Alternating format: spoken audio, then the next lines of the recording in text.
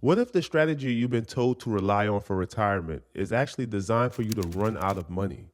Not maybe, not possibly, but statistically, it just doesn't hit zero fast enough for people to notice. Most financial advisors teach their people to follow something called the 4% rule. And on paper, it sounds safe, it sounds proven, it sounds like the right plan. But what they don't tell you is this: the goal of that rule is not to make you wealthy, it's not even to make your money grow. The goal is simply not to hit zero too fast. And if you don't understand that, you could spend 30 years slowly draining your wealth, thinking you're done everything right. And guys, I personally believe in the 4% rule myself, but I think you need to add one more piece to it to make it better. Before we get into it, my name is Elridge. I lend money on real estate in New Orleans, Louisiana. You can read about my entire journey up until this point in the description. In this video, we're going to cover what the 4% rule actually is, where it comes from, the problem with it, and most importantly, what you can do instead of depleting your money, but protect and grow your money. Because the goal is not to survive retirement. The goal is to stay free. Now let's start with the basics. What is the 4% rule? The 4% rule is a guideline used in retirement planning to help you figure out how much money you could safely withdraw from your investments each year without running out of money. And here's how it works in simple terms. In your first year of retirement, you withdraw 4% of your total portfolio. After that, every year you adjust that number for inflation. So let's say you have $1 million invested. Year one, you withdraw $40,000. That's 4%. Year two, if inflation is 3%, now you withdraw $41,200. And you keep doing that year after year. And the goal, to make your money last at least 30 years. And I want you to catch that. 30 years. That's what this entire strategy is built around. Now you might be wondering, where did this come from? This comes from something called the Trinity study. Back in 1998, professors at Trinity University asked a simple question: how much can someone withdraw from their portfolio each year without running out of money? So they tested different withdrawal rates: 3%, 4%, 5%, different portfolios, stocks, and bonds, different time frames: 15, 20, 25, 30 years. And what they found was this: a 4% withdrawal rate had about a 95% success rate over 30 years. Now that sounds good, right? 95% success. But here's the problem.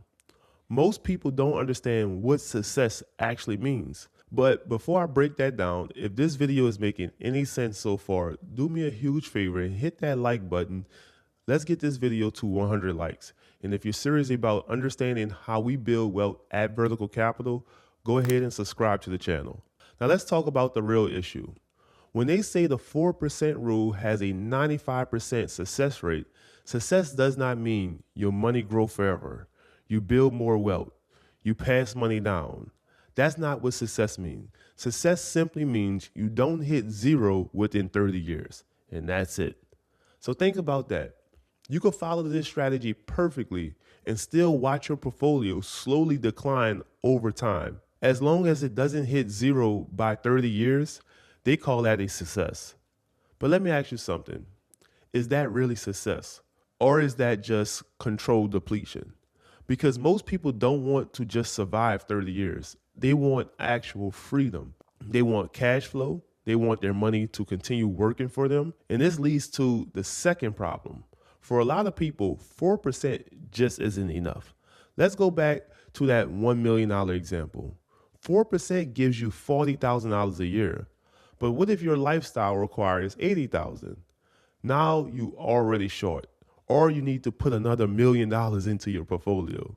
So now you're either forced to reduce your lifestyle or forced to withdraw more, which increases your risk. And this is where things break down. Now, let me introduce you to something most people never think about. This is called the sequence of return risk. And this is where the 4% rule can really fall apart. Sequence of return risk is the danger that the timing of your returns can impact how long your money lasts. Not just the average return, but when those returns happen. Let me give you a simple example. You have two people, both start with $1 million. Both average 10% return over time.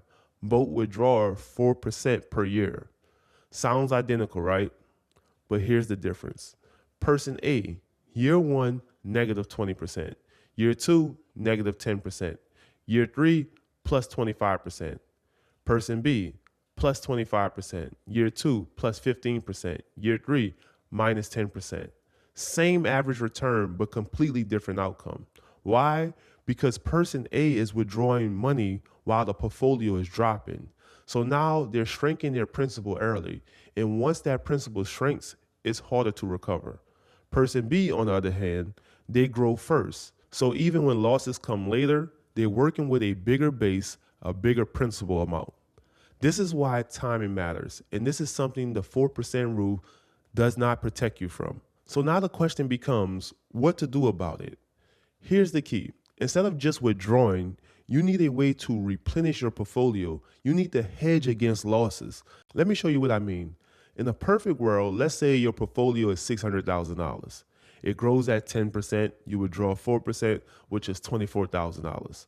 So in theory, your portfolio grows at 6%. But we just established that's not reality. Because of the sequence of return risks, your returns are not consistent. So what if you had another source of income that could flow back into your portfolio? Let's say you have access to $300,000 in borrowing capacity utilizing margin loans. You deploy that into something like private money lending, earning 10%. That's $30,000. Your borrowing cost is, let's say, 5.6%. That's about $16,800. That leaves you with an arbitrage of $13,200. Now think about this. You're withdrawing $24,000 per year, but you're putting back $13,200 per year. So now your net withdrawal is much lower. And what does that do? It extends the life of your portfolio, possibly beyond 30 years, potentially for the rest of your life. And this is the part most people never learn because they are only taught how to withdraw, not how to circulate money, not how to replenish principal. Guys, if you want to learn exactly how we do this, join our free community. The link is in the description. Inside the community, we don't rely on just the 4% rule alone. That's just one piece of our monthly income. We build multiple income streams that actually cover our expenses, things like real estate and mortgage income. Now, let's take this a step further. Not everyone should be withdrawing the same principal.